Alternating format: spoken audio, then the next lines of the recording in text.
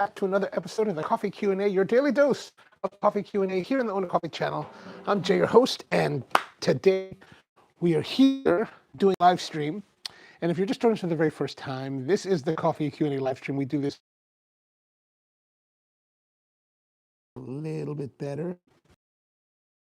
It's 10 a.m. Eastern time, and yeah, how's it going? So the last time, we didn't have a live stream yesterday because I had some stuff I needed to run up to Pennsylvania to do. But today we're back, and Wednesday, today's Friday, Wednesday, when we were talking about banana bread, this thing, the Fellow Ode Gen 2 coffee grinder, crapped out yet again. And, you know, maybe third time is a charm. Maybe third time means that it's time to put it in the bin.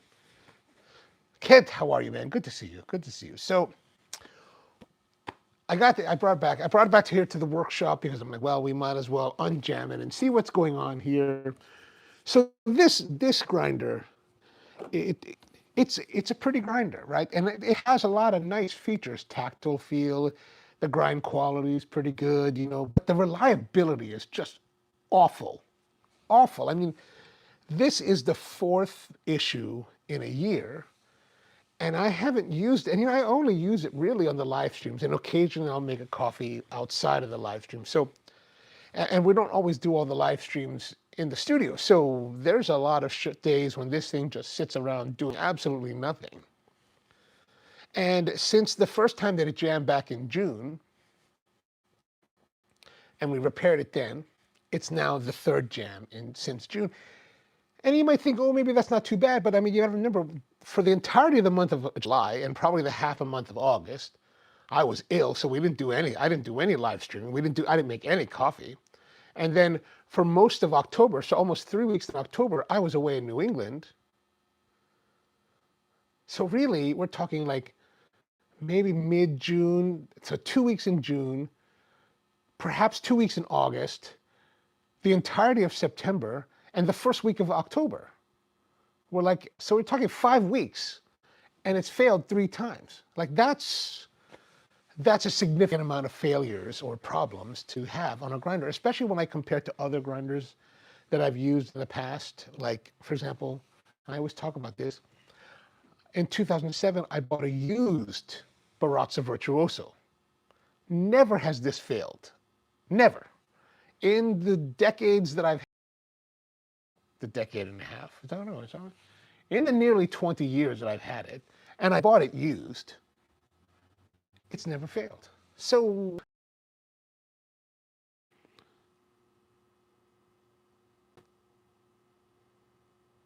oh, you know what it is?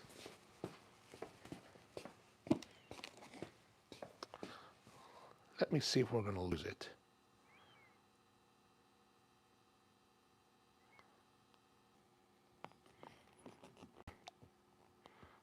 Are we still good? Let me know. I just had to go check some settings on the phone to make sure. I saw a little bit of swirling. Busa, how are you? Good to see you.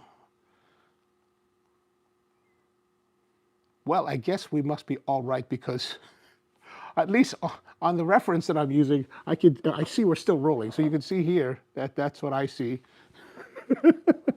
All right, so yeah. So 5 weeks, maybe. 5 weeks of using this, 3 failures, or at least 2 failures after the first repair. Busa says, sorry, we've had such bad luck with it. I've been lucky with the one I've had and had 0 issues. And I wish I had 0 issues too. And this is the second Gen 2 Ode that I had. Remember, a year ago, after I had it for 30 days, it failed completely. I mean, it just completely died. And then we tried to fix it on the show, and we could, I'm not electronically, technically knowledgeable enough to do that kind of thing. So, I ended up sending it to Craig up in Ottawa, who wanted it, and he got it to work, and it's been working fine ever since.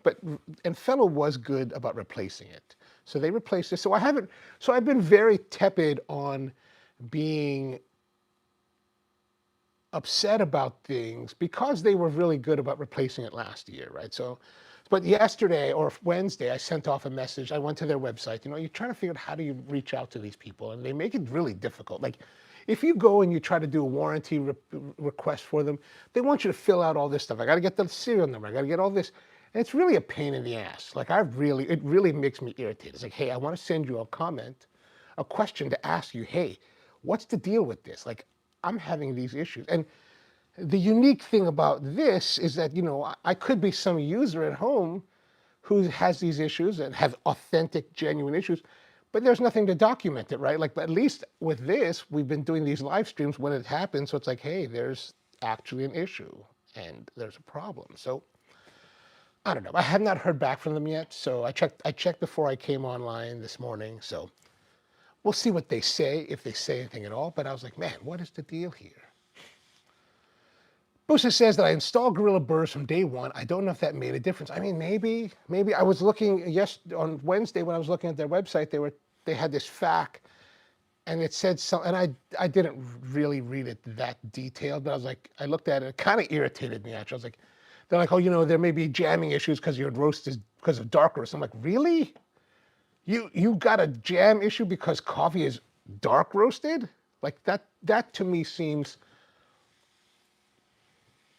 ludicrous, just absolutely ludicrous. Like I can, and maybe I'm just used to working in a world of professional machinery where it will grind through just about anything and not so delicate that it can't handle it. But, and I've used a lot of stuff that's relatively affordable, like the Baratza stuff. And it's like, that stuff never seems to jam. So I don't know.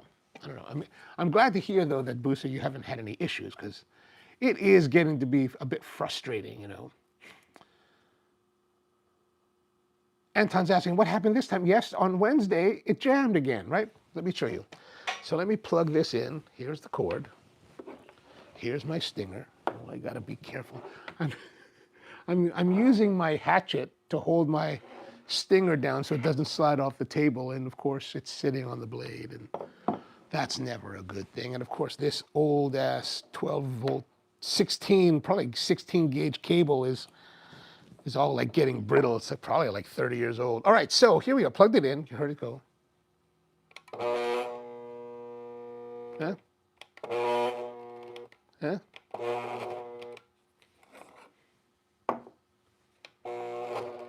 I mean, it wants to spin. It's trying to spin. So that's irritating. Anton says, maybe Gorilla has more efficient pre-breakers. I'm going to have to remember that pre-breaking thing as we get into this again, because that sounds crazy too. Like, so if you're not too familiar with how this works, right? So how it works is that you put the beans in here. There's a little deflector here to make sure, to help prevent it, to make sure that it goes sideways into the auger system so it doesn't clog up the orifice, the hole that you go into, right? So inside here's an auger. There's a little auger that spins and pulls the coffee forward, and then the burrs are flat up against the face like this. So the center, the inner burr spins while the outer burr is stationary. And is that right? No, that's not right. The inner burr is stationary and the outer burr is connected to the auger. And as you rotate this, it pushes it and pulls it back. And then the spacing goes this way while, the outer one that's connected to the auger is the burr that's spinning. Right. Ken says, I've had mine from 2.5 years, used daily plus multiple cuppings events, never stalled. Other downsides though. I'm interested in what the other downsides are. Maybe I just haven't had the opportunity to use it enough to learn these other downsides. Overall, I have liked it overall. It's actually kind of a nice grinder. Failures notwithstanding. Like, the features are relatively nice. Probably what it is like they have this like hole here, so it's too small. Maybe the pathways are just too small. And it's like, why would you just, like I said, I'm used to grinders that are designed for professionals and for professional use. It means they're very robust, they're very heavy duty. The pathways are probably all very generous. So when you get to things like this where, form over or fashion over function, maybe that's where the downside is. Anton says, time to get dessert. Coffee Cove, good morning to you. Anton says, the downside of Fellow Ode is unreliable alignment, woppy tolerances, and burr carrier. It lacks precision for the average coffee nerd. My friend, you are not the average coffee nerd. Like, maybe I could qualify for the average coffee nerd in the fact that I'm not so critical of like, I just want it to work. I just want it to grind. I don't really, it's a nice grind. I just want to make nice quality grinds. I don't care about the rest of it, right? So, but when you're sitting here talking about, what is it, unreliable alignment, woppy tolerances, that's not the average coffee nerd. That's like advanced coffee nerd, right? And we can tell that by the espresso machine that you bought.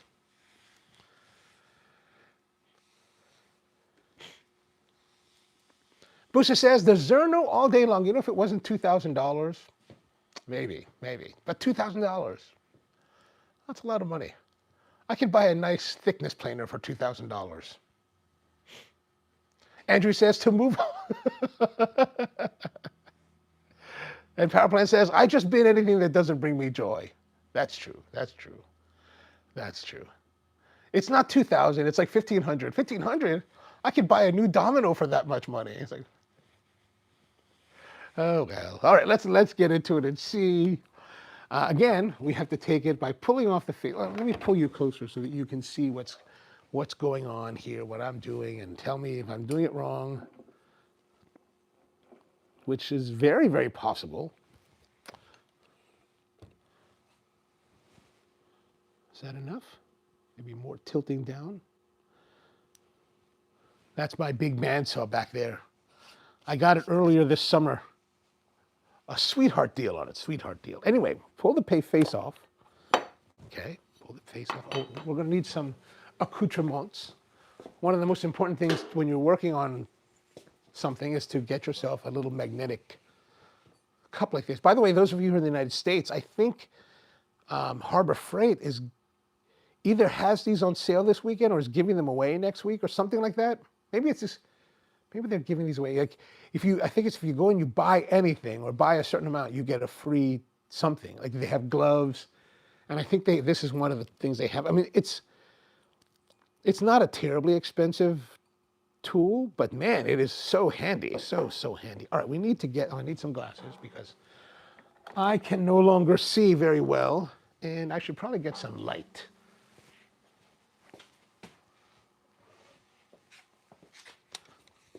Because I cannot see very well.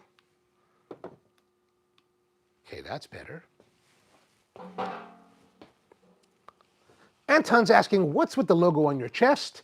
Looks like Star Wars. So this is the logo of the BSG-75, the Battlestar Galactica, the famous Battlestar that, of the 12 colonies, that was able to survive the onslaught of the Cylons after they had been dormant for so long, and they chased humanity across the cosmos to the land called Earth, where they landed here on this planet, was it 225,000 years ago, and actually were the humans that planted the mitochondrial Eve.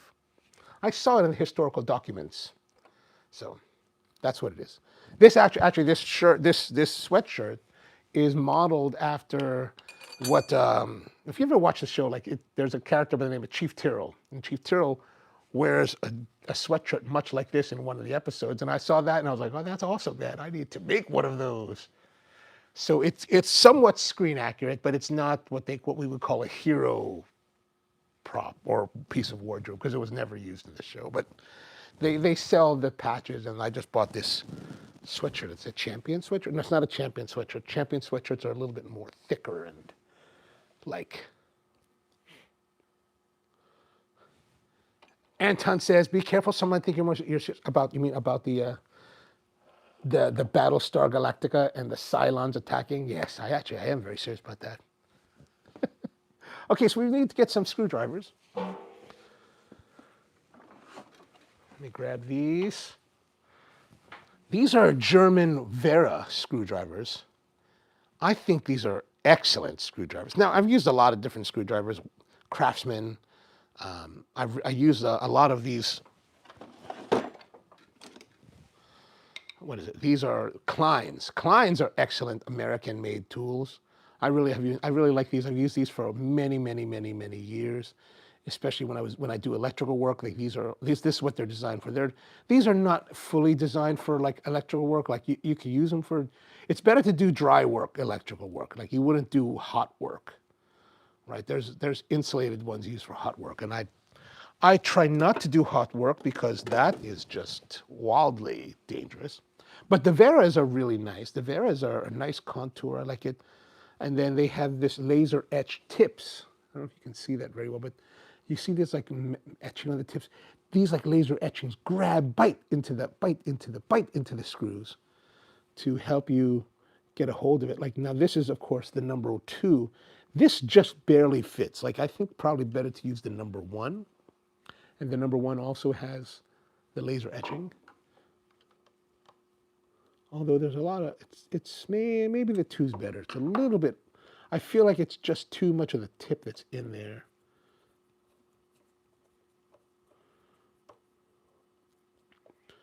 Busa says, my Eureka Ono Mignon that's outfitted with SSP burrs does do a better job with more consistent particle size. Ooh. Oh, come on. Oh, good Lord. This is one of the problems with tiny pieces. So I'll put that in there. I probably should get my little pliers to grab onto them when they're coming out.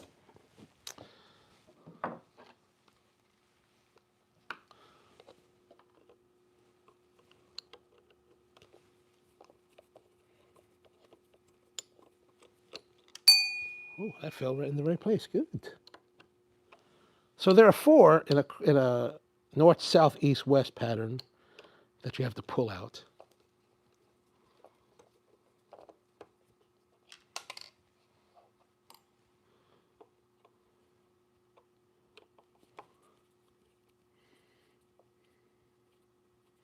Anton says, when you take it out, check if you mounted the burrs correctly. The burr which has more pre-breakers is supposed to go on the rotary side. All right, I'm going to ask you more detail. Come on now, as we get closer to that point.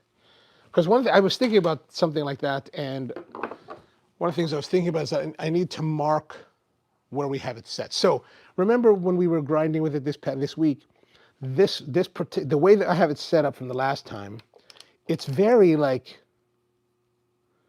It's very fine, like ultra fine. Like here, which is now really tight to turn, is too fine for the speed that we want in the brewing, right? Like just too fine. So this turned out to be better. I think right about here would be ideal for, what do you call it? For pour over. So we want to rearrange that at least to there. And then here was way too coarse. Like, so let's take that off. Remember that orientation. All right, now, Anton, you're saying the burr which has more pre-breakers is supposed to go on the rotary side. So, well, here's the thing. I haven't changed the orientation of the act. If you're talking about the burrs themselves, I have not changed the orientation of the actual burrs. Only I've only adjusted the plate and the burrs from the back and forward. Okay, now we're going to need to get into. Anton says, I have those screwdrivers too. Very nice. Yes, they are very nice. They're very nice.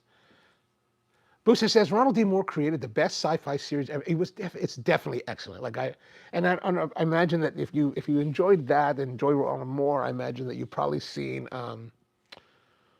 For All Mankind. I really enjoyed that as well. Let me make sure I haven't missed anyone's comments. Powerplant says, just get the milk coating X64. I was thinking about that. I was thinking about just that the other day. I was thinking, can I call Malkonig and ask them for a grinder?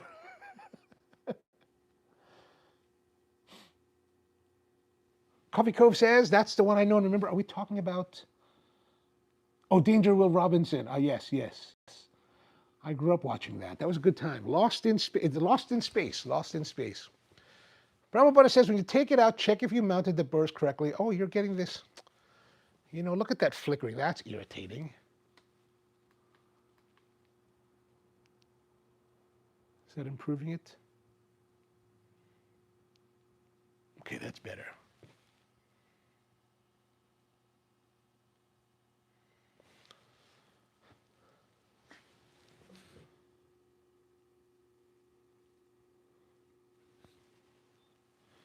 Powerplant says, it is crazy how forgotten BSG is. Literally gets no play on TT or YT. I think it's more if you want to. I think it's more about what you search for on YouTube, right? I think. You know, if you actually search for Battlestar content, I think you start to get served Battlestar content. I really kind of find the YouTube algorithm as a viewer to be relatively irritating. Mainly because it's just like, hey man, I want to watch. I don't want to watch the stuff. I mean, a lot of times what they send me, I'm like, I don't want to watch that. I want to see something different. I want to see something new. I want to see something that I'm not thinking about. All right, so no, really. That was a 2.5 millimeter hex wrench. So let's see the 2. Oh, son of a gun. Okay, now I have to go and get the Imperial. This is the problem with America. It's like we haven't been able to choose one setup of standards. We have to have 2 standards. So I've got to have like metric and imperial of everything. You know what it is? It's not like, and we've been programmed in America to be like, oh, you know, it's like, it's our pride. But really what it is that even working? Oh, that's not even, what am I even doing? I don't even know what I'm doing here. That's dumb. I forgot that. This is what we need.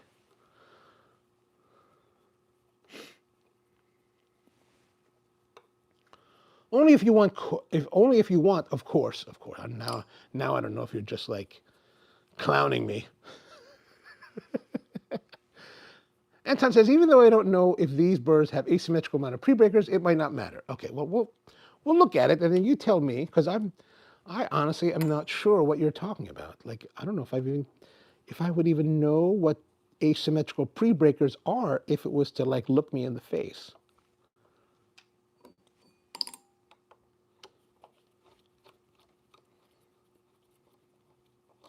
Well, I know it is kind of cold here. All right, so one of the things I want to do is, this is the orientation that we have right now. And so in order for us to maintain this orientation, and that I mean maintain it only as a reference point, right? Not as,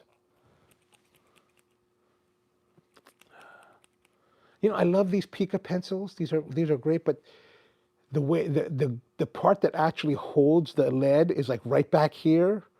So whenever they break or whatever they run out, like you've got this much you're losing, and it won't forward it. That's really, maybe I can just push this back.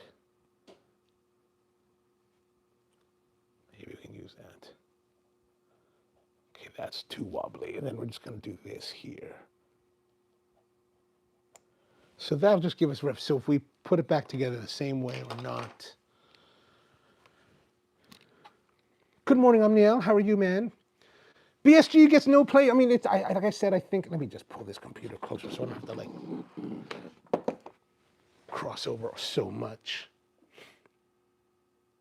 He did Outlander as well, which is also a great show. You know, I have not seen Outlander. Moore's newer series on Apple TV is quite good as well, but it also gets no play. I really do think that that's a lot about, and I'm not sure what you mean by no play, but I mean, if it's like, I find that like if I do searches on certain things on YouTube, it will send me stuff. Okay, so let's pull it off here. All right, there it is. The grind. See how it's caught up here? What is up with that? Like, is that supposed to be the case? Now it does look like those look like there's, scratches on the,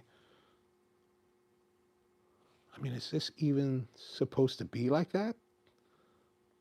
See how it looks like, it looks like it's kind of grooved. That does not look normal.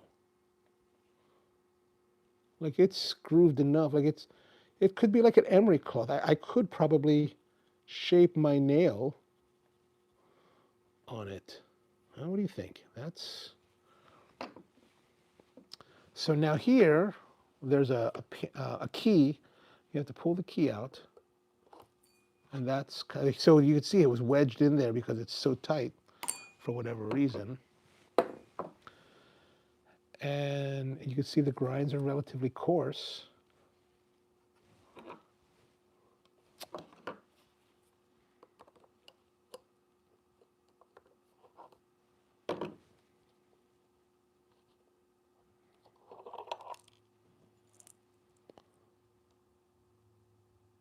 Look at that.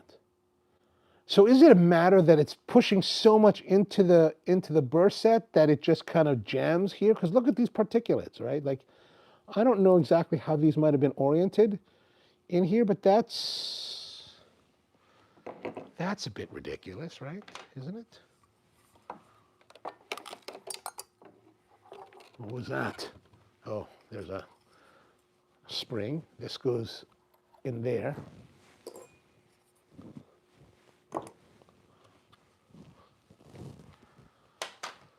What do I need here? I need to plug in the vac.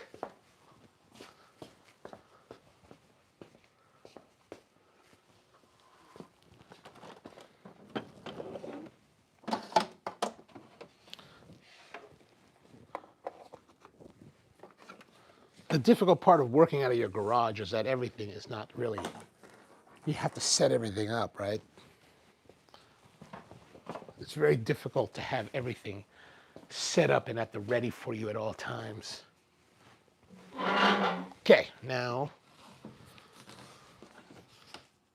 by the way, I know you guys know that I use this Festool stuff, but when I bought this vac last year, my dealer was like, you should get this particular model of vac, which is called the CT MIDI. It has this Bluetooth remote. And I was like, that's dumb. Why would I've lived my entire life with just vacuum cleaners that I had to turn on. Why would I need a Bluetooth remote? That's just stupid. And I decided to go for it. And then man, I tell you what, the Bluetooth remote is the greatest invention for a vacuum cleaner ever, ever. I am so enthusiastic about it now. You just press the button. Ooh.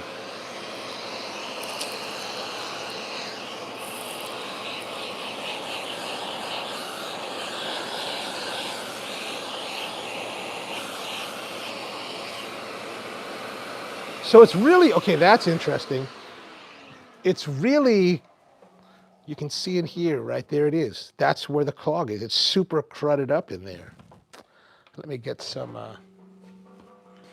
let's get some picks and pull it out.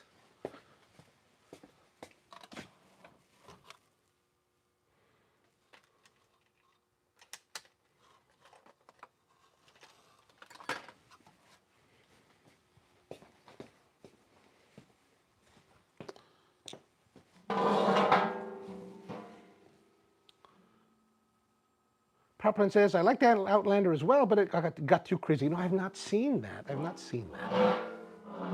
Good morning, Omniel. Did I say good morning to you anyway? But anyway, hello. More problems with the Ode. Powerplant says, I follow about 20 accounts that cover TV, media, sci-fi, nostalgia. Oh, I see what you're talking about. I mean, maybe not necessarily to their defense or whatever, but, Battlestar Galactica, as awesome as it is. Like I was just talking about this with another fan just last week, just this week actually on Tuesday. Like Battlestar Galactica, the remake, the reboot, the one that Ronald Moore made. It first premiered as a miniseries in January of 2003. That's 22 years ago. So January 2003. So The original series debuted in 1978. So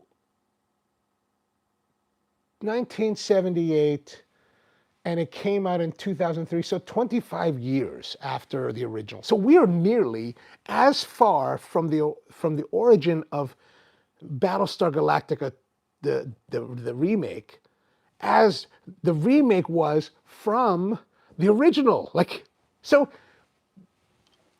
I'm totally about Battlestar Galactica, but like, I guess I can understand why it's not getting a lot of like love in modern times, right? They have not continued it. Like Star Wars, sure, Star Wars is a little bit different, but Star Wars does have a lot of like more stories happening where, I mean, once Adama and Tyrell and all them arrived on Earth, 250,000 years ago, I mean, that's pretty much the end. I don't know what else there to tell. Like, they lived on a barren planet for whatever time, and, Gaius Baltar was able to mate with the natives. So, I mean, huh? I don't know. All right, let's go back to it. Let's go back to it. Now, we're going to go in here, and let me go up a little bit. Let's go up a little bit more.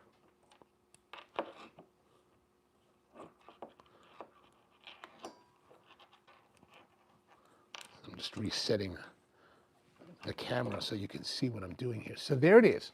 In here is what we're trying to get out. So it's really kind of caked in there.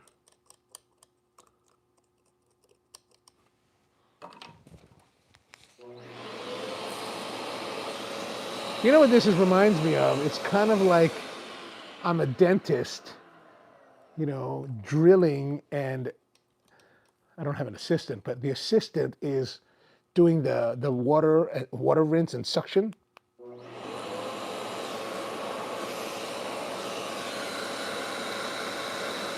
Now I'm being a little bit gentle with the probing because I remember there are some kind of like wires in the pathway that are designed to create, anti-static, or not create, but to be anti-static.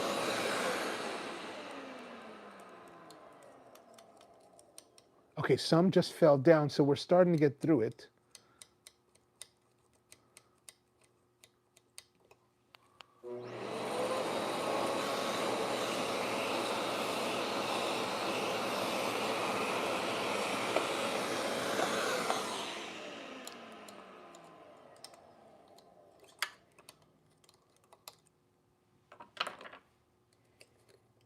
Oh, there we go. Most of it just fell out now. And I can see the pathway is clear. I don't know if I can get a good angle on that, but you can kind of see now, you can see the white through that hole. Right, so there that is. Anton says I should make my own grinder. Oh, that sounds fun. Actually, I'm working on that, actually. I haven't told you guys about that yet, but I'm actually working on something, not really my own per se, but a grinder idea. Yeah, it seized on the stream two days ago. That's right. That's right. Uh-oh, it keeps jumping. Anton's asking, do you have a nice brush? Brushes are essential for opening up grinders. I do have some nicer brushes. However, they're all with the espresso machine and not here in the workshop. I have just kind of more what I would consider as coarse brushes. Actually, I'm going to grab those coarser brushes here.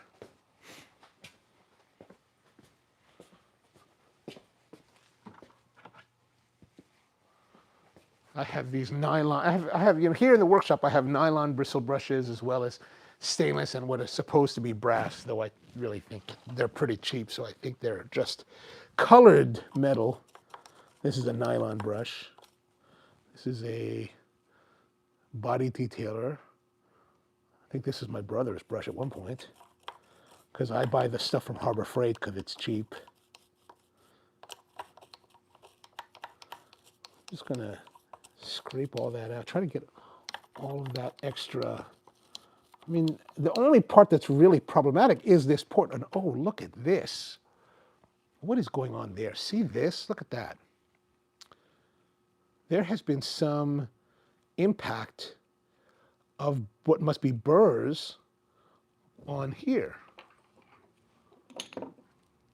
Or, okay, let's see. Let's clean this off.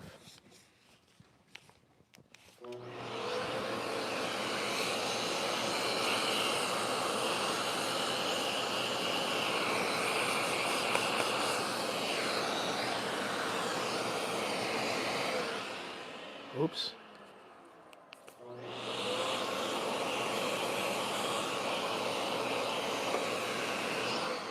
So there is damage right here, and it looks like it was some kind of staccato type of damage, right?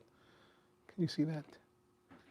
And I'm not sure what that is, but this is what so this is what spins, right? So that spins in there, and therefore it must be like, something must have caused it to like if you look at the tolerance is really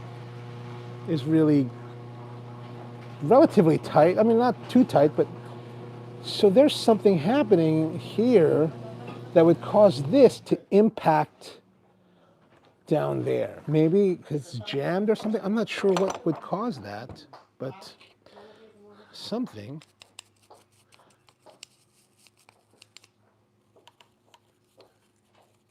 Huh.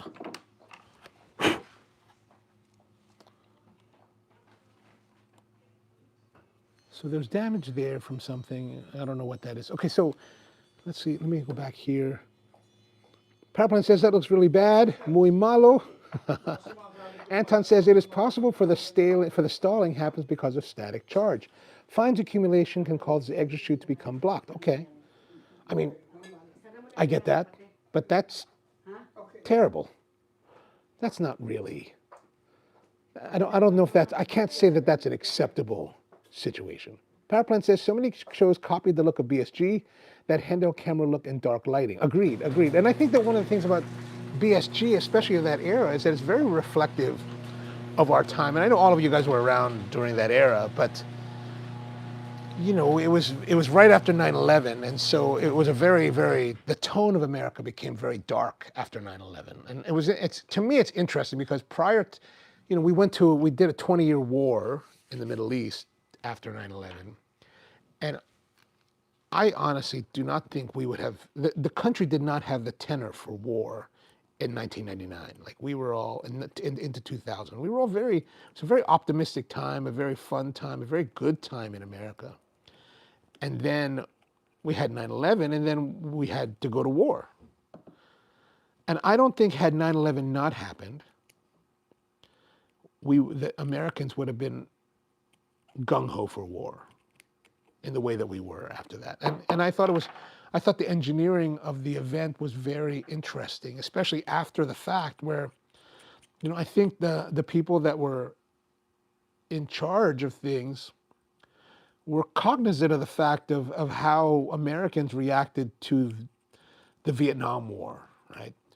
Vietnam was only not too long ago, within our lifetimes, or at least within my lifetime, and they were, you know, the American citizens were very much like baby killers and showed a lot of hate and disdain to the soldiers after they learned of the atrocities. And I think that one of the things that I thought was super clever about American propaganda was that we were very much about, suddenly the messaging was supporting the troops, support the troops, support the troops. Whatever happens, support the troops. So you know, and they made it so that if you did not support the war, if you were against it or spoke up critical of it, you would be anti-American, anti-patriotic, right? How dare you question what we've told you? So we went to war, people died, people suffer from it, you know, and some people made a lot of money. And the vice president who just died shot his friend in the face with a shotgun And that guy, after getting shot with a shotgun, went on national television and apologized. That was that's some gangster stuff right there, man. Like you shoot somebody in the face with a shotgun and that guy apologizes to you? Man, who are you, dude? That's what I want to know. Who are you when you do that? Okay, so let's put this back together. Oh, yeah, so Busa, let me go back to what Busa was. I mean, not Busa, but Anton, you were asking, you were saying before about, see, now it pops out easy, right? You were saying before about the pre-breakers. What is the pre-breakers here? Because honestly, I really don't know. I really don't know. Busa says, I purchased some bellows from Etsy for my ode, which helps force out some of the leftovers grinds. It may help. Oh, all right. But you know, here's the thing. Like, I get it, right? Like, I get the idea of having these accessories, and I certainly can appreciate that there are accessories. But the fact that you need to have accessories to make your what $300-400 grinder work well and be reliable and not jam like this, to me that's like ludicrous. Like I'm just like, what? Again, and maybe it's my perspective of coming from like professional equipment where they're just robust enough that they just crash through anything. But I'm just like, man, really? I don't know. I don't know. I mean, I appreciate that. I really do. I really do. I'm not downplaying the suggestion. I'm just like, man, why should we need these things? There's no reason for them to design something that needs that kind of thing. And maybe they designed all of this with, you know, being beautiful and all these features or whatever, and they just didn't really test it. Like they tested it a little bit and it worked. Oh, it works great. But under like constant pressure, and I would not say that this grinder has been subjected to constant pressure of working, you know. And maybe what's happening here with those notches, maybe something about what you're talking about, what you're saying is there's a buildup here, and then it levers the plate and then wedges in, and then maybe those notches are actually this part skipping, trying to go. It's like, Anton's asking, have you seen the James Hoffman rock grinding video? No, I have not. I have not seen that. I have not. You know, Hoffman's videos don't come across my feed. I have to go hunt for them if I want to see anything that he makes. Shows like the X-Files, Stargate, even Farscape get mentioned more than you know. That's because you know why Farscape. Okay, so one of my favorite baristas, right, who worked for me, she was a big Farscape fan. She was a huge Farscape fan. I was like, you need to watch Farscape, and I watched it. There's a certain type of like sci-fi that is like into Farscape, that's like super hardcore about it. And I think those are the people that like get onto like the different sci-fi media companies. But I am a Firefly fan. I love Firefly. I love Marina Baccarin very, very, very much. Andrew says, metal pieces of grinder look to fit snugly in rotation. That's unlikely to make those marks. Could there have been a stone or something hard in the beans? I mean, that's a possibility. That is a possibility. Could this have happened now? I mean, I think it must have happened in the last month, because when we had this apart in October, I don't recall seeing that. I think I would have noticed these marks. So it must have happened recently. Did it happen this time? I don't think so. I didn't see any. I didn't look very carefully, but I did not notice any kind of rock particulates. But that is always a possibility. Viva's with us. How you doing, Paige? Feel you're on the spot with phrasing the engineering of the event. Yes, I do think that it was somewhat engineered. Power Plant says, Tabusa, did you also happen to see that there is a new Stargate coming sometime in the future?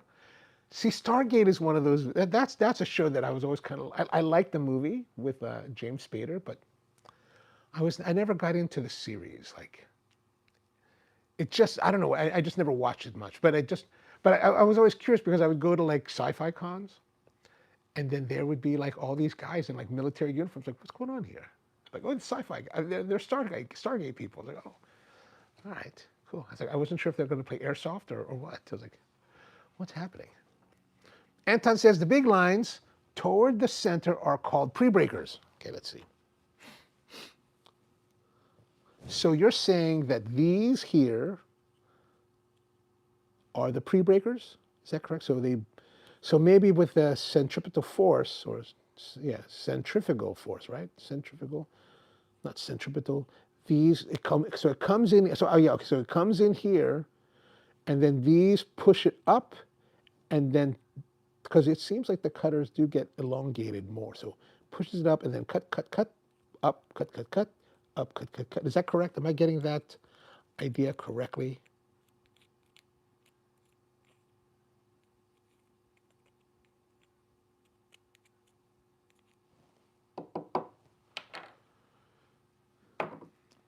Anton says you got to watch that Hoffman video. One of the few where I would say it's a must watch. All right, all right.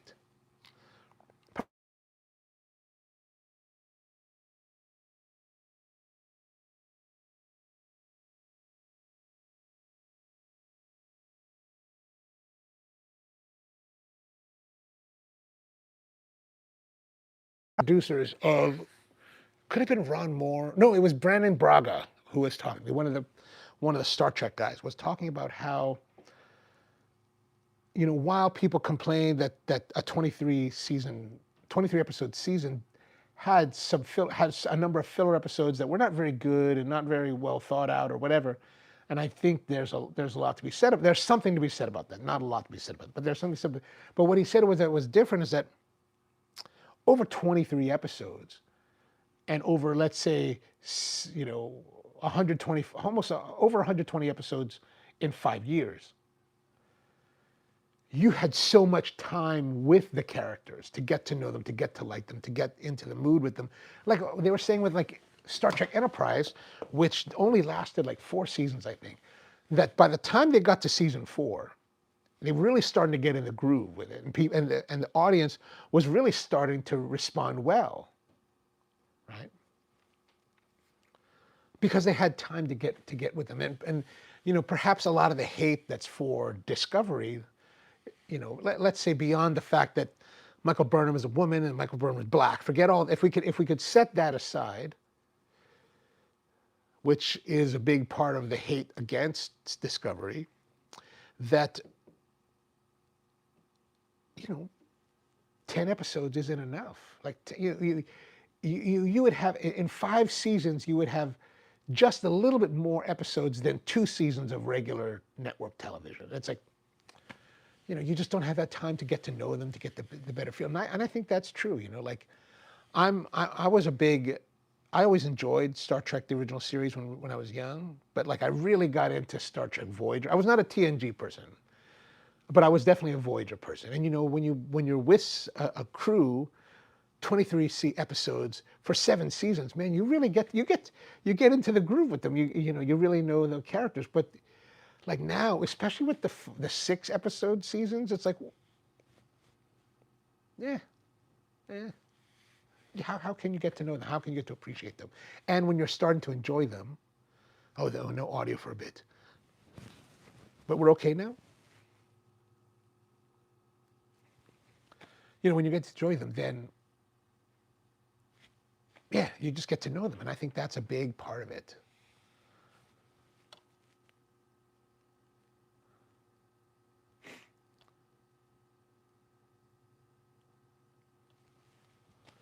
Busa asks, but Jay, does a new car need aftermarket exhaust? Knowing that you're a Busa person, I see that I am on delicate grounds with what. I think it all depends on what you're into, right? Like, for example, I mean, there was a time when I was really into that kind of thing. Like, I would get the car, like I was into Volkswagens, GTIs especially, right? And yeah, man, I was like, I got to get the new speed springs. I got to get the new speed sway bars. We got to get all the like latest gear. Like, I mean, the car's brand new. Like, we got to get all that stuff. So yeah, totally, I get it. But I think I'm going to draw a little bit of a difference, right? Like, you're buying bellows for a grinder like this because you're trying to prevent it from clogging, right? It's not really enhancing the performance, right? So I'm going to argue that by me having a GTI, a new GTI, and going to New Speed and saying, hey, I need some sway bars and some springs, that's going to lower the stance and tighten up the body, I'm going to get better performance out of it. Bellows doesn't give you better performance. It just prevents you from like having to do all this BS, right? So I get, like, if you're changing the burrs for better performance, okay, I think that's where the correlation is. But this is to me like a panacea for lack of design, right? Or lack of, better design. That's just a thought. Okay, yes, those are the pre-breakers. Okay, those moves. On most burrs, the Rody one has one more. Okay. And Booster says, I'm under the impression the manufacturers can't always hit all of the marks. This is what aftermarket. Oh, agreed. I agree with you on that. I do agree with you on that. Like my brother works for BMW now, and they try to they make a quality product that there's always room. Well, the enthusiasts always find room for hot rodding. And I think that's always going to be there. But that's where I think, like, doing things to increase the performance of your grinder is one thing. But I do think that buying products to prevent the failure of your grinder because of this kind of flaw is a little bit different. Powerplant says, Star Trek's had a lot of walking around the starship just getting from, well, you have to have exposition somehow, right? Foundation is a great show. I think I saw that. Did I see that? I mean, shorter seasons are great for quality, but they mostly feel like they're stretching movie into 8 to 10 eps. I hear what you're saying. I don't know if I agree, but I hear what you're saying. And then a serialized show feels fresher if they do it good. But like sometimes you get series that are like one of the most egregious ones is How I Met Your Mother. I don't know if you saw that, but it was a sitcom here in the United States in the 2000s. And I was really a big fan of How I Met Your Mother until the very last season. So they had their finale season. And basically the finale, all 23 episodes of that season take place within like 2 days in one location. And as the season started, it was good. And then as the season went to like episode 3, I was like, what the? And then as we ground through the entire season, it was like, are you kidding me? And then it was a crappy ending to the story. Like it was like absolutely, I think that How I Met Your Mother is one of the most egregious examples of dismal failures in American television. Like it is the worst, some of the worst ending ever. Like Battlestar Galactic's ending was solid. I thought Big Bang Theory, their ending was solid, right? But man, like you could not do worse. Oh, actually, Star Trek Enterprise finale was terrible. Like I hated Riker for like years until Picard, until this recent Picard series. I hated Riker, like with a blinding passion. Ever since I saw like Enterprise in the very last episode, hated him. I was like, I hate that guy. That guy has ruined Star Trek. And I know a lot of people love Jonathan Frakes, but I'm like, I hate that man. And Apple TV has some of the best sci-fi. I totally agree. Paige says, not sci-fi, but Slow Horses on Apple. Oh, I have not seen that. I'm going to have to check that out. Powerplant says, also refreshing that they are airing year to year and not every 3 years. Oh, that is good. Like Doctor Who takes 5 years between series right now. Okay, so I think we're good here. So let's put this back together. Okay, now, what holds all this is this plate. And I think somehow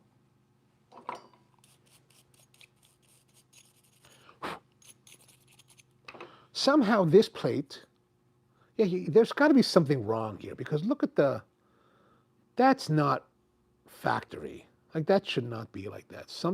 And you can see it here, right? Look, you can see there is some damage on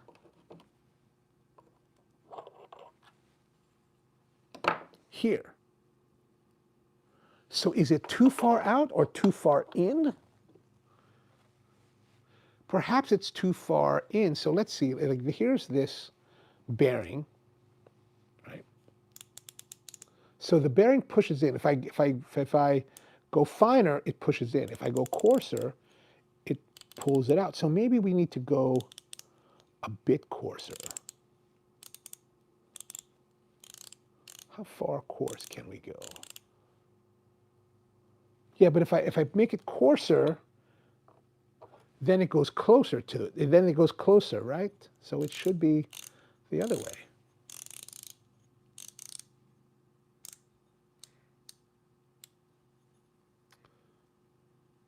Andrew says, not sci-fi, but the best ending of a series. Oh, the Bob Newhart. You know, I have to be honest, man. I think Bob Newhart ended in '88. I was not watching much TV in '88. I was going to the clubs too much. And Paige says, boyfriend and I just finished the newest season early this week, trying to figure out what to start next. Ooh, I don't have any suggestions. Although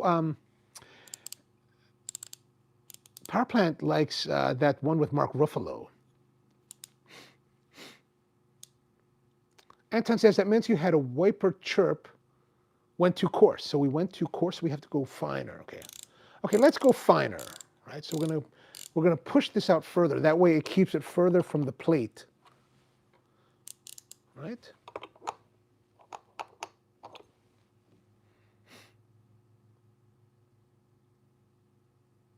Power Plant says, Department Q is another Losers Club series. Matthew Good is the star and has a Mouse MD feel, but detective story. Oh, nice. Oh, they've already watched it. They're already ahead of you there. All right, so I'm going to push it. Should we push it all the way?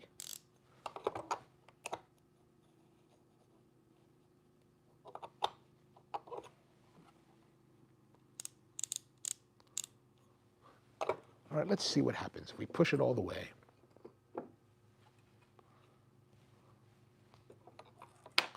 We may never get to making coffee today.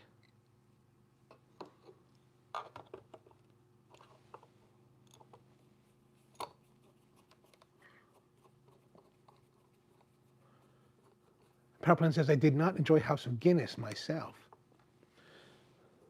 And Omnio says, I can't believe these odes have been so problematic. I know, man. Well, I mean, Busa has not had any problems with his. So, you know, I don't know what it is. Maybe, like, you know, I didn't, so after I got this one, this was the replacement for my original. And I got that in October, November last year. No, October, sometime in October. And we used it until June with no issues. And then, oh, you know what, here's the problem. And no issues. And, gosh. And until June, and then issues. So whatever the setting was from the factory worked well until June, and then it just didn't. And then, you know, I'll be honest, I don't necessarily know where this plate should be. This plate should be set to. I think one of you mentioned before that, oh, there's a video about it, but I honestly have not seen it yet. Okay, now we're going to put the key in. That's what I forgot to do. I forgot to put the key in. It won't spin without the key, right? You have to put the key in, otherwise nothing will happen. Or probably nothing good will happen. So I remember we had it oriented this way with that notch up. And I think part of that was because this notch is the stop, or it fits in here, right? So you can see how there's a little slot there, and that fits in like that. So it has to go with that up.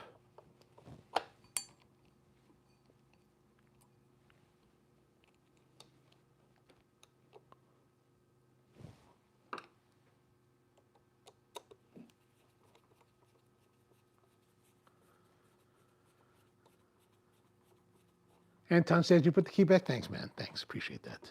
Appreciate it. Coffee Cove says, I don't remember exactly, but Fellows says to turn the dial to a certain position before removing it. Then it's set up for reassembly. But, you know, that's the thing. Is like, this is what sets the depth, or so how how much should that bearing sit out, right? That from the surface of, I think that's probably what I should be looking for, but we're not, because we're pirates. Like Han Solo, we're making it work.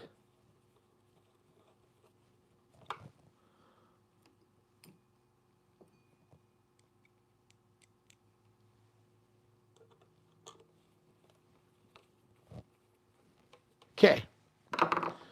Now,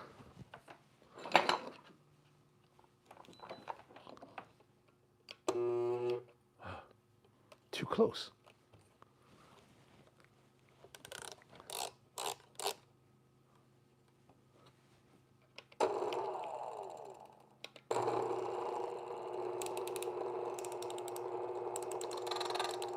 So you heard how it just started to touch, right?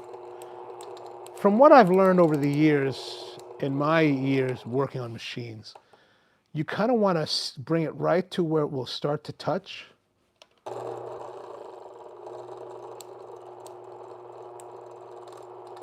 You can just hear it starting to click. I'm going to come back here, and I'm going to let this be,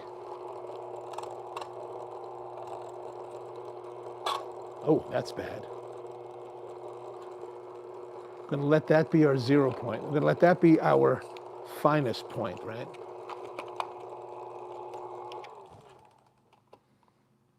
What do you think? Is that anyone that was like, no, don't do that?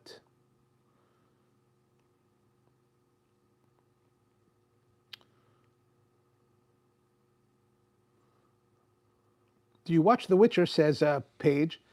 We've been hesitant to start the new series since the switch from Henry Cavill. Ah, understood. And then PowerPlant wants if you watch Cross. Cross is on Netflix. Yes, but the season was good. Little Hemsworth did a great job. Oh, nice.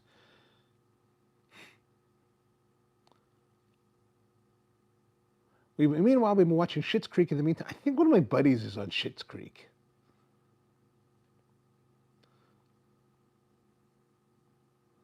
And the weather in Germany is 1°C, which is about 35 degrees American. Occasional rain. But I know that's, oh, darn it. I know that sounds cold, but you know what, man? I think when you're in Germany at this time of year, that's so apropos. It's such a wonderful, like I like to walk around Germany with my, what I need to do is get me some Jack Wolfskin. And is it Jack Wolf? I think it's Jack Wolfskin, right? And those who may not be familiar, Jack Wolfskin is a company that makes outerwear, like outdoor wear, like basically like an REI or Patagonia for Germans, for proper Germans. And over the years, I've gone to like the stores, like I've been to Globetrotter.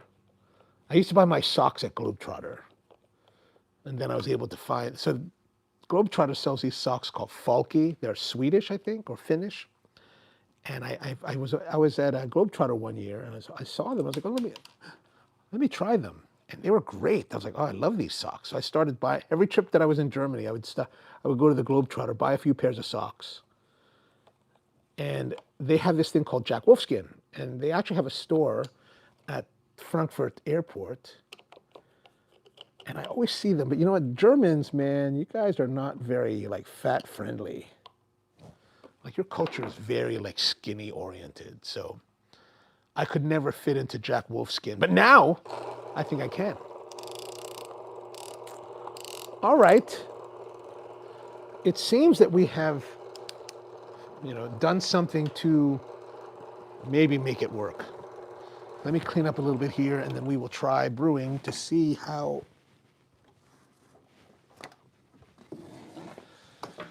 well it does.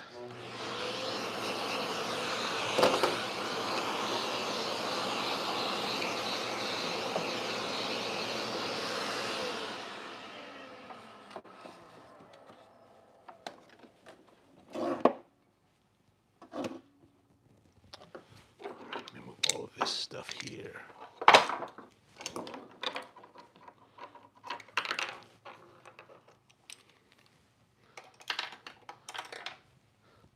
Anton says that Jack Wolfskin is kind of a cliche brand. That's what I figured. That's why I kind of liked it, because, you know, it would be, I presume that Jack Wolfskin is for a certain type of German.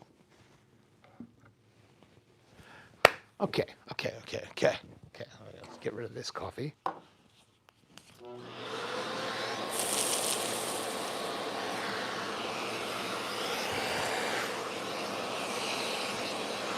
My thing is that I'm like hyper obsessed with cleanliness, right?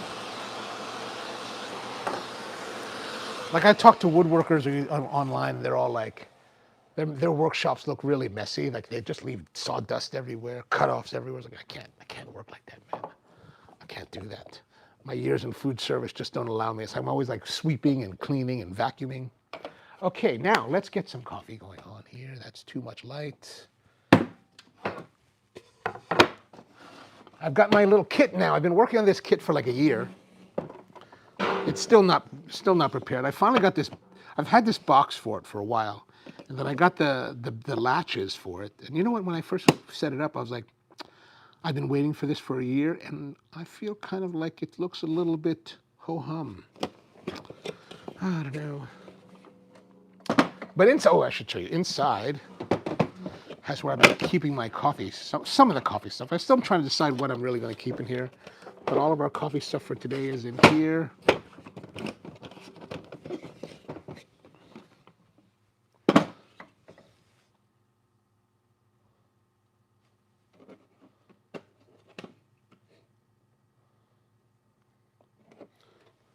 Paige says that one of my friends will be in Germany in a few days. She's in Belgium. Oh, nice. All right, so I'm going to use some of this Bard coffee that I got from Maine, and we're going to use the Kogu brewer. Oh, by the way, you know, those of you who are here, I'm curious to know, like, if you were to recommend a coffee gift for your loved one, what would that be? I was thinking I need to make a video again for, you know, holiday gifts, coffee holiday gifts, and I was thinking, you know, I was looking through the videos that I produced and released this year, and I was like, I really haven't done much at all with equipment. So I have like maybe like 4 items that I'm thinking about. This, the new Baratza Encore. Oh, maybe this. Maybe this would be a good addition. That could be good. That could be a good one. But I don't know. I was just thinking. I was like, I really haven't done anything on like equipment this year. So, yeah. And I don't have a scale. So what we're going to do is we're just going to use this cup, which is, you know, it kind of has enough. I can eyeball it. And that's the thing. I think we need to. Well, one of the things that I really, you know, while I know that I don't know, but I presume that a lot of the YouTubers are always about like precision. I kind of want to encourage people that you don't have to worry so much about precision a lot of times, right? Like, and it's always going to be like situation dependent.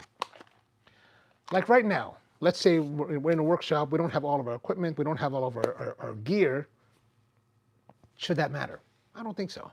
You can, after you've done it for a while, you can just kind of eyeball it. Man, this smells really nice.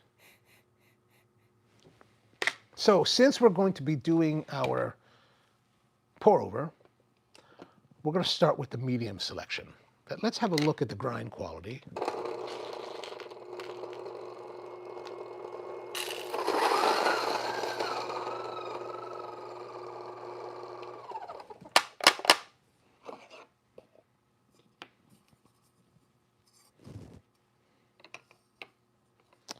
All right, I think that looks pretty good. So we're going to use that. We'll stay with that.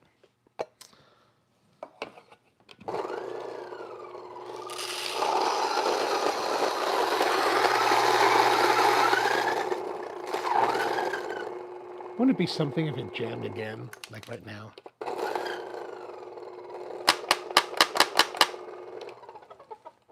That would be something. Okay, we got our coffee. Now we're going to use our Kogu filters.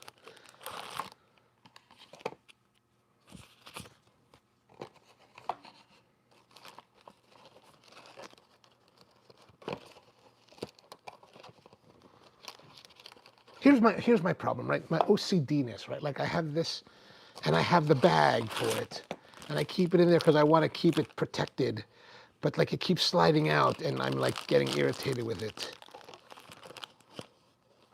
What I need to do is force myself to take the bag out.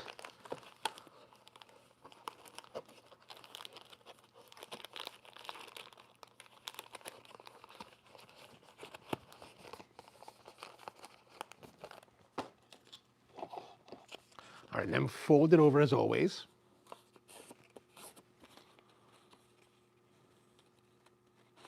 Anton says it's not the best time to be in Germany. The nicest, I don't know. I just love this time of year. I just love, maybe because I've been there the most this time of year, but I just love the cold weather there. It's all gray and dreary, and it feels very, not trying to be offensive to the Germans, but it does feel very like apropos. It's like, oh, this is nice. It's nice, especially when you go to the Nuremberg, parade grounds. You're like, oh, it's very somber. This place is very somber. Okay. And then, but the thing is that you like, yeah, your friend's going to be there, Paige. You should tell her. I'm sure she's in Belgium, so I'm sure she's probably seen them setting it up. But the Christmas markets start. Like, when do they really start, Anton? Like, I just know that I've been there. If I go there before American Thanksgiving, most of them are not ready to run yet. But if I go after American Thanksgiving, they're always running. So when do they really start? But I think that's the most. I really do believe that this time is the most magical time of the year in Germany because of the Christmas markets. It's just really such a fun time. Get the roasted chestnuts, get the sausage, the glühwein, and you're walking around. It's cold. You're freezing. Your feet are cold. You're drinking wine, and you're eating sausage, and you're eating pretzels, and you're eating, chestnuts. And then you're like, oh, I still need to eat, so I'm going to get some like roasted, like kind of nuts, like almonds with like whatever sugar coating, some ridiculous thing. Then you go and find yourself a cigarette shop and I have a cigar myself, but you get cigarettes and what more can you want? Then you go to the pub, and the problem is the pubs, I think a lot of them close early. Like there's a place, one of my friends was telling me years ago when I first started going, in the middle of Heidelberg, I'm sorry, in the middle of Nuremberg. Nuremberg has one of the best Christmas markets I think that I've seen. But just off the town square is a place called Das Goldenes Posthorn, which is the golden posthorn or the golden horn, the golden French horn, I think, or the horn that's like this. And like they always closed early. Every time I go there, like for like the first couple of years, I was like, "We're closing." I was like, "You're closing? It's like 9 o'clock." Whatever it was. I was expecting to be open till like 2 or something. All right, so let's brew some coffee now. And I'm using the Zojirushi, which, man, I put this hot water in here about 10 minutes before we started. And it's now an hour and a half since that time. And still, look at this. The Zojirushi, man, you just cannot, so much better than other stuff. And then it's got the little, I love that. Such a wonderful, wonderful thing.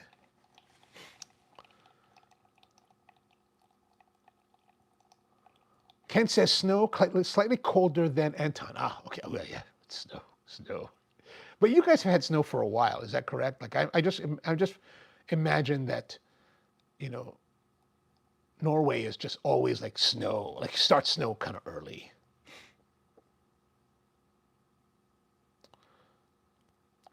Coffee Cove says we may need those. It's supposed to be colder in our area this winter. Oh gosh, up to 20 degrees colder below normal. Oh, great. I should have put a wood-fired oven in this garage. She's got family at or near the Air Force Base in the north and plan to visit them in the Christmas market. Oh, excellent. I think she will enjoy the Christmas markets. About 10 years ago, I was trying to get the neighborhood that the shop was in, which is a very community neighborhood, to like, I said, we should like do our own Christmas market, and they'll kind of, shut down the street and do that. And they were like, and everybody was against it. I was like, if only.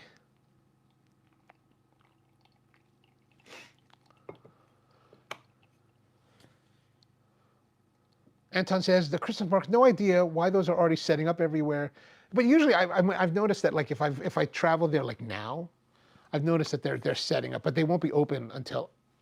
And I don't know if it's to me I just use American Thanksgiving as kind of the mark. So whatever time we're running, it's kind of running slow. So I think we're going to need to be a little bit coarser for the next time.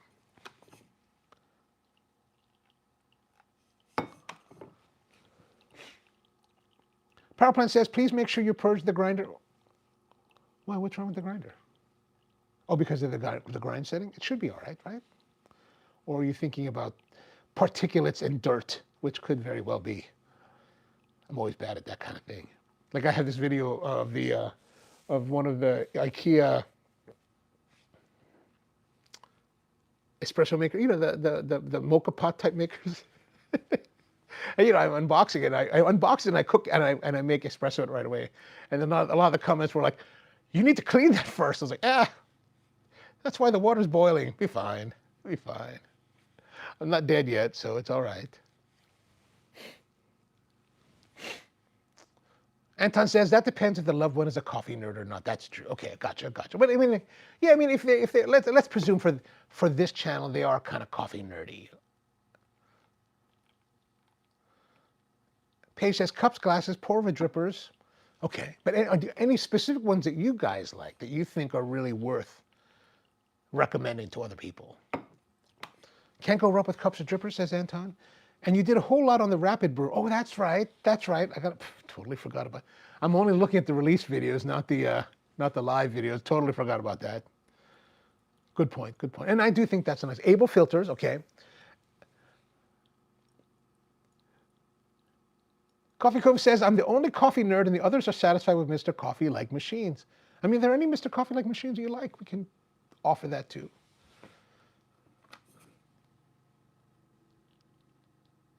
Or like, how about what would be the ultimate super coffee nerdy thing? Like, what would be like, if you imagine yourself as a super coffee nerd, like what would be the ultimate thing that someone could give you? Like, this is just ridiculous. Like, it's ridiculously priced. Like, you would not, like you no matter how hardcore you are, you're like, I would love to have that, but I would not want to spend that kind of money, that kind of thing. Like what would that be? That could be a nice, interesting. Guggenheim espresso cups based on the design of the museum. Oh, all right. Which Guggenheim designed several. I like that. In NYC, got it. I would guess coffee travel mugs, especially coffee mugs, cups, especially for travel. I'm presuming that the Stanley Cup is passé now.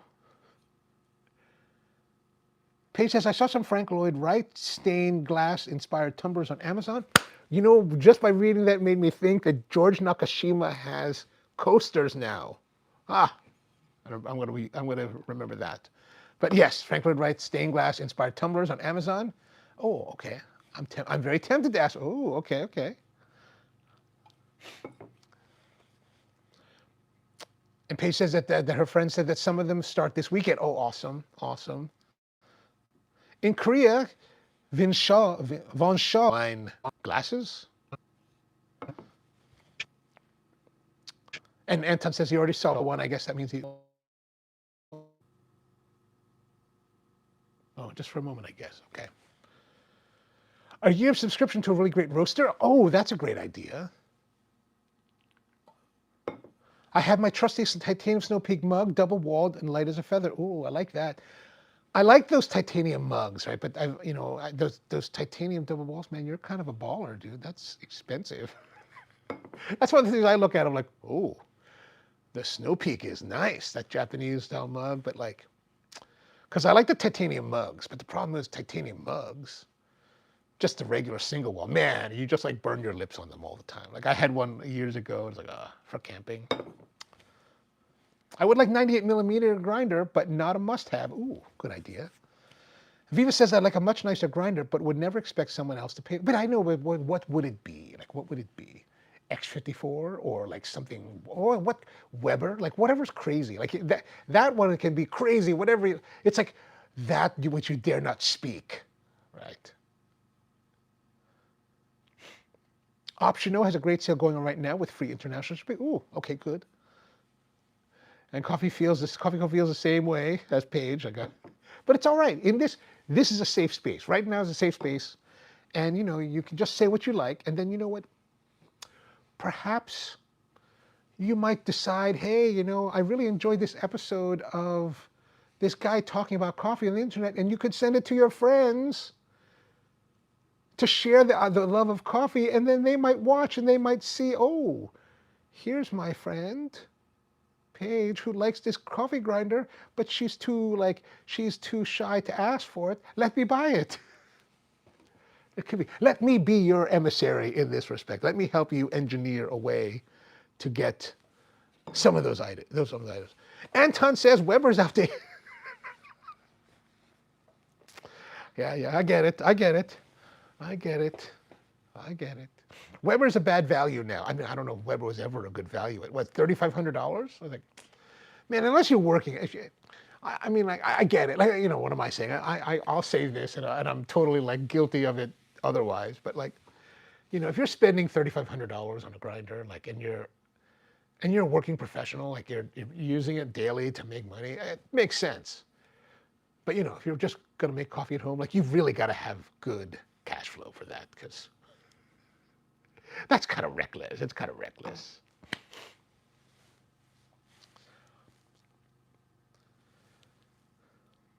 Powerplant says, in Japan, Snow Peak is not bad, not cheap, but not like, here at REI, man, I see it at REI, and I always want to buy one, but I was like, I think it's like $80 or maybe more now, but I was always like, oh, can I justify $80? Because I always think nowadays it's always like, what festool can I buy for that money? It's a sickness.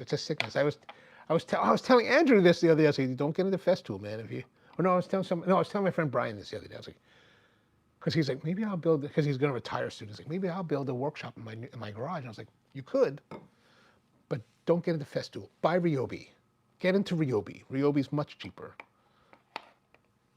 All right, so we're going to put this in our mug, just because it's cold here in the garage, right?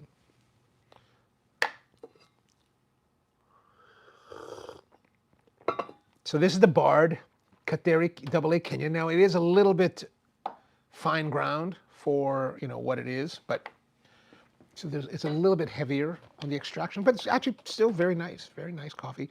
While it's heavier because of the extraction, there is still good juiciness from the brightness, from the acidity. Like, what do they say we should expect? Pineapple, yeah, so there's that kind of brightness. Pineapple, sun gold, lime, cola. There may be some of that lime is still there. Cola, milk chocolate. We'll see what happens as it cools. Anyway, Zerno and Option O are excellent choices. And in both cases, the supports have your back. Okay, good to know. Paige says, I can't consider Zerno. Zerno is one of the few that is far to my... This is what we're talking about. Like, what is so far to your budget that you would love to have? And that's what we're going to... because it's not like we're going to have, like, only affordable stuff. We want to have inaffordable stuff, too, right, on a gift list. The stuff for those crazy people that want to go, like, all out for their loved ones. Because, you could just tell your boyfriend, if you don't buy me... You don't have to buy me that. It's like, I get it if you don't love me enough to buy it. Well, right? Could be. So I've got a couple of goodies to go with today's coffee. This is a cream cheese donut. There's a donut shop not too far from where I live. My mom actually went there yesterday. She's like, I bought you these for your show. And I was like, that's very kind. Thank you, Mom. And so this place is they do this yeasted type of donut, and it's the glazed yeasted donut. When you get it, like, what really clued me in this place, one day I happened to go there. It's in the Amish market here in outside of Baltimore. I walked in there one day and they had just fried it. They had just pulled it out of the fryer and dipped it. And I was like, can I have one of those? Oh my God, man, it was so good. It was so good. Fresh out of the fryer when it's still hot. God almighty, it is sublime. I ended up buying like 2 more. But when it sits for a while and cools down, it's very good. It's just not as great as when it's hot. But these are, of course, cooler. And there's 2 different. There's the raised yeasted, and then this one is an apple fritter. So we're going to get into these a little bit and see. But let's start with the cream cheese one. The Motto is the cheapest at 80 millimeters, around $1,000. Not expensive enough. Like, what's crazy? What's the crazy stuff? Like, really, what is the one that you're like, you dare not speak?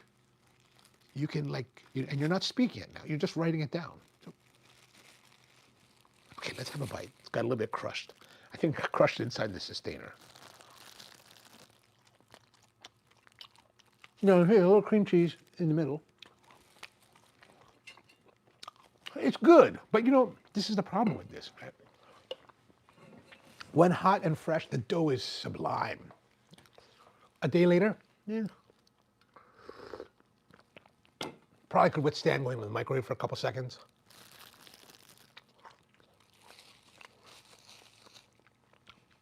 Power plant says 60,000 a year in a major city is kind of treading water in the U.S. now.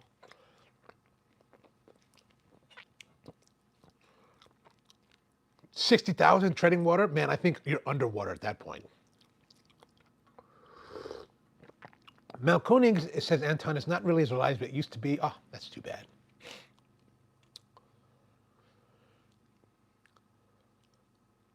Paige says, closer to my budget would be either of the Sculptors or the Malkonig X64. Gotcha. Sculptor is releasing a version 2 of their electric grinders, but that's not going to make it for Christmas. Suckers. And Paige says, yes, I've seen some mixed reviews on the X64 especially. Oh, okay, good to know. The craziest stuff is Titus, the Titus DRM. Oh, okay, I don't know what that is, but I'm going to look it up. But that's what we're talking about. What's crazy? Like, what is the crazy stuff? Like, whoa, crazy. Like, for example, in the woodworking world, like right now for me, the crazy is like the Festool Capex KS120, which is their miter saw. It's easily the best miter saw made in the world today. It's $1,900. It's nearly $2,000 for a saw. And I was like, oh, God, man. Can't afford that. I'd be very happy if somebody bought me one, but I can't afford that. So here's our apple fritter, the apple fritter. I'm going to take a bite of that, see how that goes.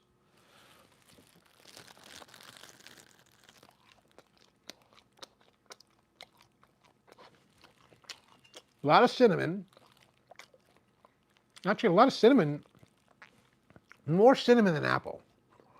More like, and again, it's day old. Not the best for this product.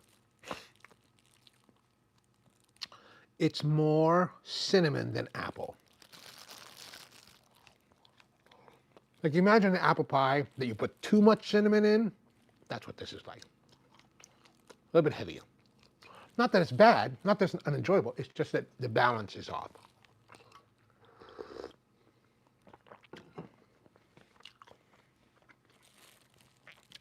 Coffee Cove says they updated the espresso burr to more multi-purpose, I think, for the Sculptor. Oh, okay. And Anton says, and the burr carry is much better. Okay.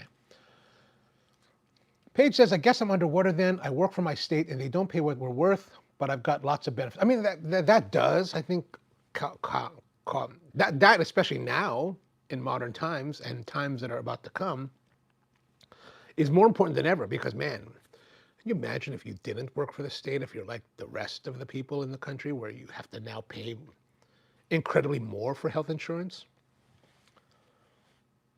Man.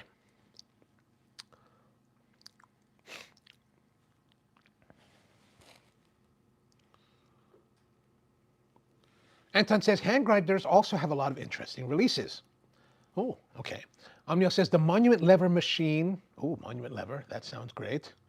I'll look that up too. 4200 Cafetech M98V coffee grinder. Oh, if you only care about filter, the Pietra with Pro Brew burrs on the M01 with the pineapple burrs are excellent. And that's $4,200 US. Wow, whoa. I will look that up. Paige says, in my area, you're incredibly lucky to find any job that pays more than $60 a year. But I mean, I think you're in a little bit more rural area. Is that correct? Because I believe that, if I remember correctly, you're like kind of like rural Virginia, which I presume has a different cost of living to a certain extent. Like I think of my niece, right? When she was living in New York City, I mean, her portion of the rent was like $2,000, and she shared it with like 3 other girls. or something like some craziness. It was just crazy. I was like, that's crazy. Amiel says, sorry, Monument. Monument, okay. Monument ain't even so great. See, this is why we like this. This is why I like to come here and talk to you guys about this, because we have all these things that we talk about, like, oh, there's this, and there's this, and then there's Anton, just like, no, that sucks. That sucks too. That sucks too. The Morrow, great. That sucks. Anton says there's K's Vander Westen, Spiritello. Yeah, God, man, it's so nice. It's like 25,000. Yeah, it's 25,000. I got to see I got to see prototypes of the Spiritello when I went to go visit K's a couple years back. I guess it's a few years back now.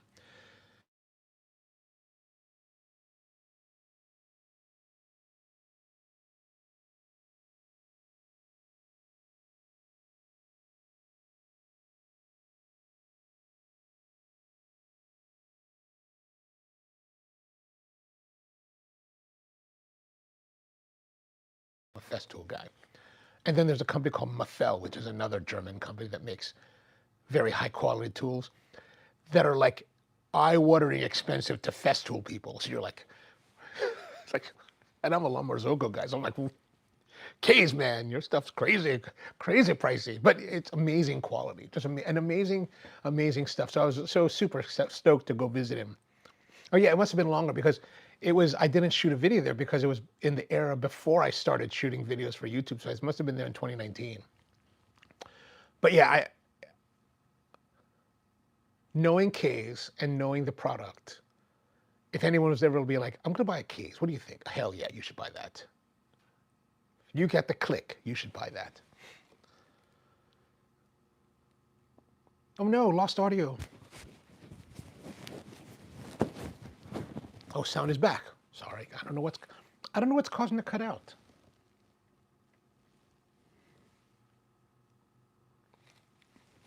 All right, let's have a little more of this. But yeah, like I said, like I was saying, we might have missed that, but yeah. K's Vander Westen machines are expensive and are at the level of expense and awesomeness that Lombard-Zogo people are like, whoa. Right? I'm a Lombard-Zogo person. So I'm like, whoa. Like I would like to one day become a K's Vander Westen owner. Like when my friend John Piquet bought his, I was like, he bought the Spirit, and I was like, oh, dude, that's so sexy.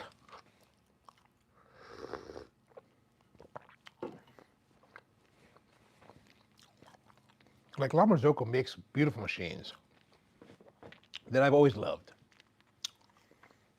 But a lot of K's Vander Westen stuff is like sex on wheels. It's like, man, oh my God. Like, for example, if you ever saw the movie Kinky Boots with Chiwetel Ejiofor, I don't even know if that's how you pronounce his name. Here's the thing. I've tried to figure out how do you pronounce his name, and I just never have found out. I've just never even heard people pronounce it. Anyway, have you ever seen that movie? There's a line where he talks about like burgundy boots. And I would say that like Lombard-Zogos are like black patent leather boots, like thigh-high boots, right? Black patent leather with spikes. That's Lombard-Zogo. Sexy. Classic. K's Vander Westen, man, is like that boot, patent leather, but in bright red, like blood bright red. Like you're like, the red of sex. You're like, that's K's Vander Westen's machines, in my opinion. Any of the boutique made-to-order stuff is out of most people's grasp, no doubt, no doubt. And as they say, there's no accounting for... Viva says that the page says the Dream Machine, I'll take a Slayer Espresso 1. Ooh. Slayer's interesting. Like I've known Slayer since they started, and I was kind of turned off by them when I first was introduced to them, and I was kind of like, huh? Because when Slayer came out, it came out after the Synesso Syncra.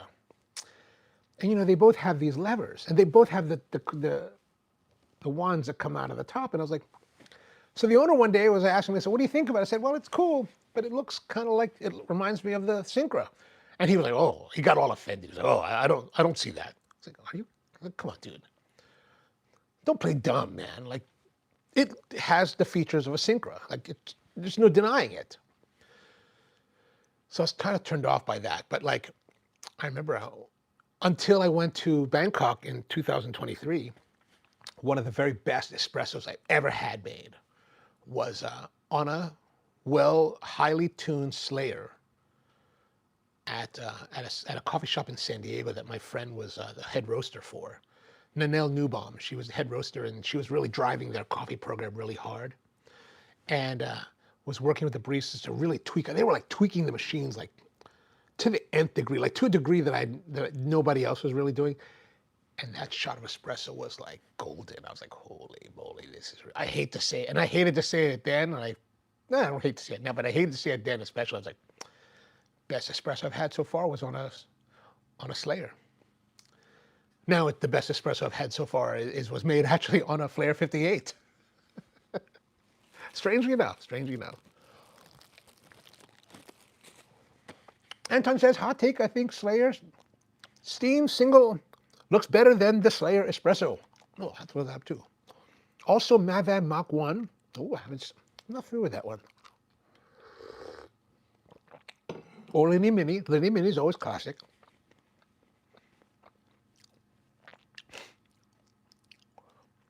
Anton says, I always keep saying there's no reason to buy a Linea Mini over a Micro. Yeah, I don't know. I know the minis. I don't know the micros. I don't know the smaller ones very well. My friend Matt has a couple of those minis. He loves them. He uses them for catering. They seem to work really, really well. But when I took one apart once, I was like, it's a completely different machine than the Lineas. Like the whole internals are very different. And I was like, huh? So I had to relearn how to like work on them. So interesting. And I think the Micro is even a little bit different than that. It doesn't have the saturated. It doesn't have the typical saturated group head in the way that the classic Lineas do. Paige says, I wouldn't say no to either. No doubt. Anton says, if I had to choose, I would pick the Maro over a Slayer. I would be very, very surprised if you said it the other way around. Powerplant says, Seoul has so many Slayers, it's actually crazy. Ooh. That Seoul has so many coffee shops. I don't know if they still have as many coffee shops as they used to, but man, I remember on my first trip in my coffee lifetime of going to Seoul was in 2015. I was really surprised at how many coffee shops there were in Seoul. I was like, because people before I went, they were like, man, they're so into coffee in Seoul. Like every corner has a coffee shop. Like, okay, it's not every corner. It was like every half block and every corner. And every half block in all the directions. You're like, what is going on here? This place is crazy for coffee. Hell, I would even pick a decent over a Slayer. Oh, that's funny. Oh, that's a funny one. And Powerplant, Paige says that it's interesting seeing as they're a very American machine, meaning the Slayer. And Powerplant says they love to own the best, highly touted equipment. You know, I wonder, now that I think about it, I wonder what my friend Inyong has as an espresso machine in her. She opened a place a year ago or 2 years ago called Gimisa in Seongsu. And I've been wanting to go there to go visit. Actually, it must be 2 years ago now. But I don't recall. Maybe she has a Slayer. Or Simonelli, I don't know. Powerplant says, Seoul is a city for coffee. I believe it, man. I believe it.